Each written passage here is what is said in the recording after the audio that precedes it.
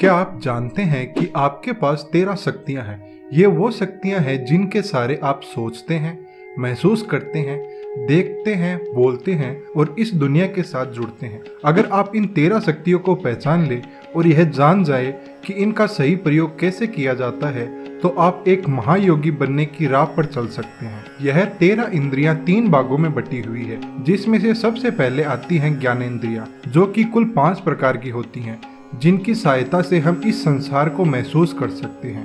जिसमें सर्वप्रथम आती है श्रवण इंद्री। श्रवण करना केवल ध्वनि को ग्रहण करना ही नहीं, अपितु यह आत्मा के द्वार खोलने की पहली सीढ़ी है। वेदों में कहा गया है, श्रवणम ज्ञानस्य मूलम, अर्थात सुनना ही ज्ञान की जड़ है। हमारे कान, यह सिर्फ शरीर के अंग ही नहीं, यह ब्रह्मांड की ध्वनि को पकड़ने वाले यंत्र भी है। जब आप किसी मंत्र को सुनते हैं, कोई भजन, कोई गुरुवाणी सुनते हैं, तो वो शब्द आपके कान से होते हुए केवल मस्तिष्क तक ही नहीं, अपितु आपकी आत्मा तक भी पहुंचते हैं। लेकिन आज के समय में हमने सुनना छोड़ दिया है। हम केवल शब्दों को सुनते हैं, लेकिन श्रवण नहीं करते। अर्थात श्रवण केवल शब्दों को सुनना ही नहीं, अपितु श्रवण वह है जो भीतर उतर जाए, जहाँ ध्वनि अनुभव बन जाए, जहाँ शब्द सत्य में बदल जाए, न कि केवल शब्द ही बनकर रह जाए। जब आप सच में सुनना शुरू करते हैं, बिना बाधा, बिना अहंकार के, तो आप उसी मार्ग पर चल रहे होते हैं जिस पर वेदों ने, उपनिषदों ने और योगियों ने पहला कदम रखा था। श्रवण आत्म साक्षात्कार की पहली कुंजी है। अब बढ़ते हैं दूसरी ज्ञानेंद्रिय की तरफ, जो कि है स्पर्श। स्पर्श केवल त्वचा की प्रतिक्रिया ही नहीं है, यह एक दिव्य अनुभव है। भारतीय दर्शन कहता है कि हमारी त्वचा हमारी चेतना का विस्तार है। जो कुछ भी आप छूते हैं वो आपके भीतर तक असर करता है, और जो आपको छूता है वो आपकी ऊर्जा को बदल सकता है। स्पर्श इंद्री से हम गर्मी और ठंड ही नहीं, प्रेम और पीड़ा तक महसूस करते हैं। यही इंद्री है जो हमें सजीव बनाती है, जिसमें संवेदना है, करुणा है, जुड़ाव है। एक साधक के लिए स्पर्श का अर्थ है जागरूकता, अर्थात हर स्पर्श में ईश्वर का अनुभव, हर संवेदना में ब्रह्म की झलक। जब आप किसी को प्रेम से स्पर्श करते हैं, तो आप उस आत्मा को महसूस करते हैं, बिना किसी शब्द के, बिना किसी शोर के। यही है स्पर्श इंद्री का महत्व। अब बढ़ते हैं तीसरी ज्ञानेंद्री की ओर, जो कि है दर्शन। हमारी आंखें केवल रोशनी को नहीं पकड़ती, अपितु ये आत्म साक्षात्कार की खिड़की होती है। दृष्टि ही वह शक्ति है जिससे हम ब्रह्मांड को अनुभव करते हैं। और सबसे बड़ा सत्य यह है कि जैसा हम देखते हैं वैसे ही हम बनते हैं। यदि आपकी दृष्टि केवल बाह्य जगत तक सीमित है, तो आप केवल दृश्य देखेंगे, लेकिन जब दृष्टि भीतर की ओर मुड़ती है, तो वहीं आंखें आत्मदर्शन का माध्यम बन जाती है। ब्रह्मा ने जब सृष्टि रची, तो सबसे पहले दृष्टि दी, क्योंकि बिना दृष्टि के न तो ज्ञान संभव है और न ही विवेक। योग में भी कहा गया है कि त्राटक करो। त्राटक का अर्थ है कि किसी एक बिंदु पर दृष्टि को स्थिर रखना, क्योंकि जहाँ दृष्टि ठहरती है वहाँ मन भी ठहरता है। आज के समय में हमारी आंखें दुनिया की चकाचौंध में खो गई है, लेकिन एक साधक जानता है कि वास्तविक दृष्टि बाहर नहीं, भीतर देखने में है। और जब भीतर की दृष्टि जागती है, तब अज्ञान का अंधकार अपने आप छट जाता है। तो आइए अब बढ़ते हैं चौथी ज्ञानेंद्रिय की तरफ, जो कि है स्वाद। स्वाद, एक बूंद शहद की मिठास से लेकर एक कड़वे अनुभव तक, यह केवल स्वाद नहीं, आकर्षण है, मोह है, परीक्षा है। रस हमारी जीभ पर उतरता है, पर असर हमारे चित्त पर करता है। एक स्वाद जीभ को भाता है तो दूसरा मन को बांध लेता है। पर क्या आपने कभी सोचा कि स्वाद आपको चला रहा है या आप स्वाद को? शास्त्र कहते हैं कि स्वाद की इच्छा सबसे कठिन बंधन है। वही स्वाद जो पहली बार आनंद देता है, धीरे धीरे आपकी स्वतंत्रता छीन लेता है। अनेक महायोगियों ने स्वाद पर विजय को तपस्या माना है, क्योंकि स्वाद का आकर्षण मन को वश में नहीं रहने देता, और जहाँ मन भटके वहाँ साधना नहीं टिकती। सत्य यह है कि स्वाद भोजन का नहीं, मन की स्थिति का दर्पण है। जो जितना सरल मन का है, उसका स्वभाव भी उतना ही सादा होता है, और वही सादगी उसे उच्च बना देती है। जो स्वाद का दास है वह संसार का दास बनता है, और जो स्वाद पर नियंत्रण पा ले वह धीरे धीरे स्वयं का स्वामी बन जाता है। इसलिए संतों ने उपवास और व्रत को अधिक महत्व दिया है। तो अब बढ़ते हैं अंतिम ज्ञानेंद्रिय की तरफ, जो कि है गंध। क्या आपने कभी ध्यान दिया है कि एक गंध आपको अचानक अतीत में ले जाती है? गंध सिर्फ वायु में नहीं होती, वह स्मृति में बसती है, वह मन को छूती है। योग में कहा गया है, सुगंध प्राण की दिशा को दर्शाती है। जिस स्थान में सतोगुण है वहाँ सुगंध स्वतः पवित्र होती है, और जहाँ तमस है वहाँ दुर्गंध स्वाभाविक रूप से उत्पन्न होती है। गंध यह केवल रस या सौंदर्य का अनुभव नहीं, यह एक संकेत है जिससे ज्ञानी जानता है कि इस स्थान पर कैसी ऊर्जा है। एक साधक की ग्रहण शक्ति जागृत हो जाए तो वह किसी स्थान के वाइब को अनुभव कर सकता है बिना किसी शब्द या स्पर्श के। गंध वो भाषा है जो वाणी से परे है, जो ध्यान में उतरती है, जो आत्मा तक जाती है। तो बंधुओं, यहाँ हमारी 500 ज्ञानेंद्रियां पूर्ण हो चुकी है और अब हम ज्ञानेंद्रियों से कर्म इंद्रियों की ओर बढ़ते हैं, जहाँ बात होती है क्रिया की शक्ति की, जिससे हम इस संसार के समस्त कार्य कर सकते हैं। और शुरू करते हैं पहली कर्मेंद्री से, जो कि है हाथ। हाथ मनुष्य की सबसे सशक्त कर्मेंद्री है। यही हाथ बनाते हैं, यही हाथ संवारते हैं और यही हाथ संवेदना का कर्म रूप है। इन्हीं हाथों से इतिहास रचा गया है। कर्म के हर रूप की शुरुआत यहीं से होती है। हाथ केवल मांसपेशियां नहीं है, ये इच्छा का विस्तार है। मन जो सोचता है, हाथ उसे साकार करते हैं।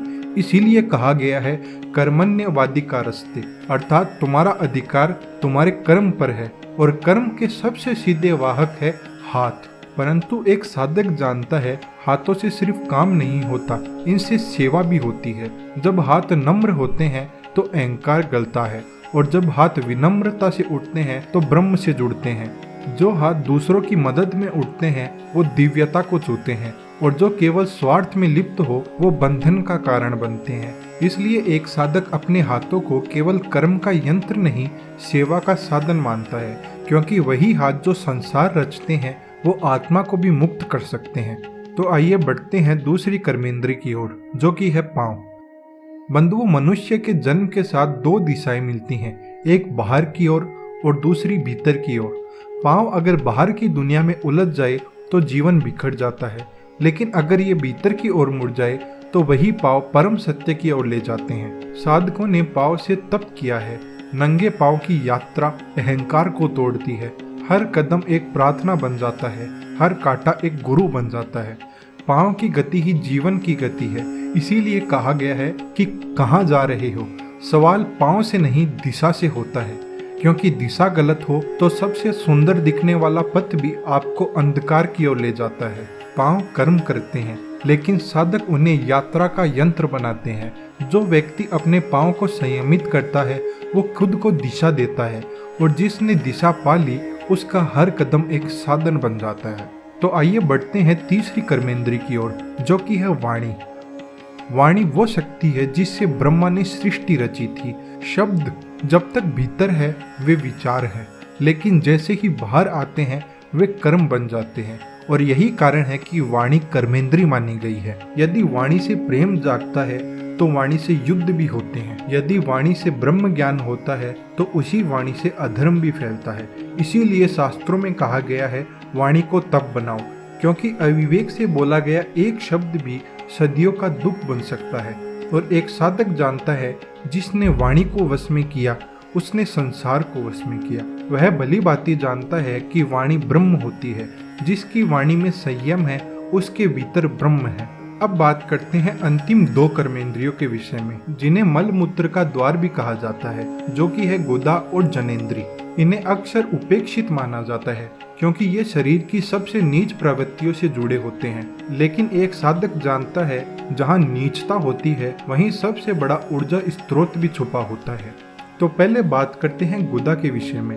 यह अंग शरीर की शुद्धि का द्वार है। जो भी अब हमारे शरीर के लिए उपयोगी नहीं है वो यहीं से मल रूप में बाहर निकलता है। लेकिन बात केवल इतनी ही नहीं है, यह अंग जुड़ा है मूलाधार चक्र से, जो कि कुंडली का पहला पड़ाव है।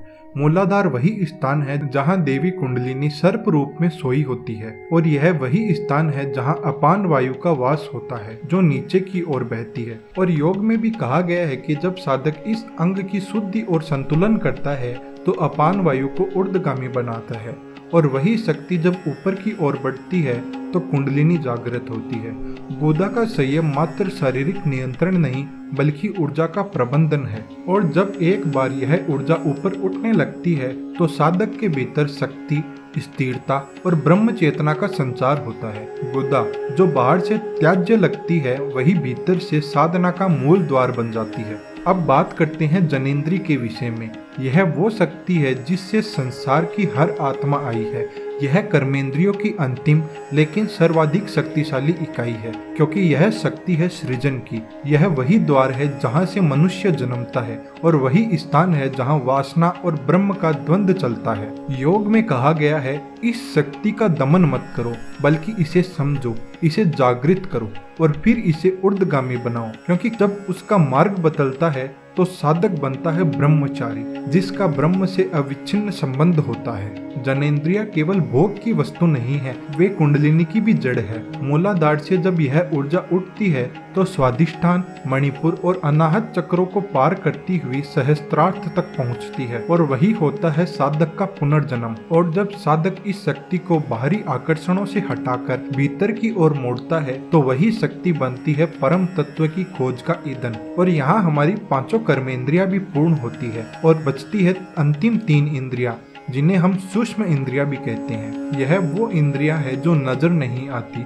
लेकिन हर क्षण हमारे भीतर चलती है। यह तीनों मिलकर हमारे चेतन और अवचेतन जीवन की रूपरेखा बनाती है। तो अब हम शुरुआत करते हैं सबसे पहली सूक्ष्म इंद्रिय से, जो कि है मन, जिसे हम रोज सुनते हैं पर कभी समझ नहीं पाते। हर विचार यहीं से आरंभ होता है और हमारी समस्त भावनाओं का स्रोत भी यही है। हमारा मन ही वो साधन है जो हमारे शरीर को आत्मा से जोड़ता है। मन की गति वायु से भी तेज है। ये एक ही पल में भूत में जा सकता है और अगले ही क्षण भविष्य की चिंता में उलझ सकता है। इसीलिए योग में कहा गया है, मन एव मनुष्याणाम कारणम बंध मोक्षयो, अर्थात मन ही बंधन का कारण है और मन ही मोक्ष का द्वार भी। साधक की सबसे पहली परीक्षा उसके मन के साथ होती है कि क्या वो मन का स्वामी बनता है या मन का दास बनकर इंद्रियों के पीछे भागता है।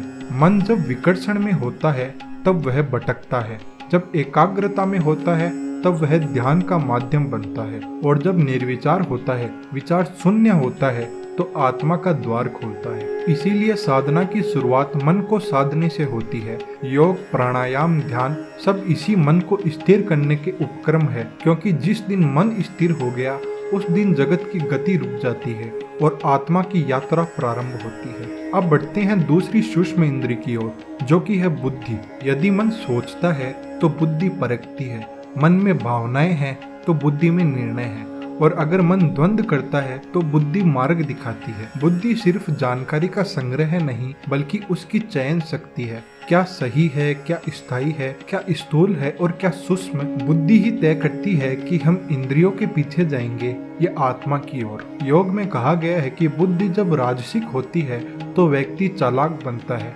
जब तामसिक होती है तब व्यक्ति भ्रम में जीता है, लेकिन जब बुद्धि सात्विक हो जाती है तो व्यक्ति धर्म, ज्ञान और सत्य का दर्पण बन जाता है। बुद्धि का शुद्ध होना हमारी चेतना की ऊंचाई तय करता है। जो व्यक्ति केवल मन की बात सुनता है वो भटकता है, लेकिन जिसकी बुद्धि जागृत है वो मन को दिशा देता है। वो जानता है कि हर भाव में बह जाना समर्पण नहीं, मूर्खता है, और हर मोह को त्याग देना वैराग्य नहीं, विवेक है। बुद्धि ही साधक का सारथी है। मन अगर रथ है तो बुद्धि उस रथ की लगाम है, और अगर ये लगाम मजबूत है तो साधक नरक के रास्ते से गुजरते हुए भी स्वर्ग की ओर चल सकता है। बुद्धि शब्दों से परे, भावनाओं से ऊपर और आत्मा के सबसे पास खड़ी एक दीप शिखा है। जिसने इस दीप को जला लिया उसका मार्ग फिर अंधकार में नहीं जाता। अब हम पहुंचते हैं अंतिम इंद्रिय की ओर, एक ऐसी शक्ति जो सबसे छुपी हुई है पर हर पल हमारे अस्तित्व का केंद्र बनी रहती है। अहंकार, जो कहता है मैं जानता हूँ, मैं श्रेष्ठ हूँ, मेरे बिना ये संसार अधूरा है। लेकिन सत्य यह है, जिस दिन ये मैं प्रकट होता है उसी दिन आत्मा पीछे हट जाती है, क्योंकि जहाँ मैं होता है वहाँ ईश्वर नहीं होता, और जहाँ मैं मिटता है वहीं से प्रेम, शांति और समर्पण की शुरुआत होती है। अहंकार की सबसे बड़ी चाल यह है कि वह खुद को साधु का वस्त्र भी पहना सकता है। वह कह सकता है मैं विनम्र हूँ, मैं त्यागी हूँ, मैं ज्ञानी हूँ। लेकिन जैसे ही मैं आया, वह विनम्रता भी अहंकार बन जाती है। सच्चा साधक जानता है अहंकार का नाश किसी लड़ाई से नहीं होता, बल्कि उसे देखने से होता है। बस इतना भर कि हम हर विचार, हर भावना में उस छिपे हुए मैं को पकड़ ले। जब ये मैं चुप हो जाता है तो शून्यता उतरती है, और उस शून्य में जो बचता है वही परमात्मा है, और उसे ही साक्षी भाव कहा जाता है। अहंकार नरम रेशमी कपड़े में छुपा वो कांटा है जो भीतर चुभता है पर दिखता नहीं, और जब तक ये कांटा निकलता नहीं है तब तक आत्मा स्वतंत्र नहीं हो सकती। अब प्रश्न यह नहीं है कि ये शक्तियाँ हमारे भीतर है या नहीं, प्रश्न बस इतना है कि इन्हें वश में कैसे किया जाए, इनको कंट्रोल कैसे किया जाए। बंधुओं, ये समस्त इंद्रियां हमारे मन और बुद्धि द्वारा नियंत्रित होती है, और मन और बुद्धि को नियंत्रित करने का सरल माध्यम है नाम जप, कीर्तन और शास्त्र स्वाध्याय। इन्हीं के माध्यम से मन और बुद्धि पवित्र होती है, और जब व्यक्ति इन सभी इंद्रियों को वश में कर लेता है तो वह आत्म साक्षात्कार की ओर बढ़ने लगता है।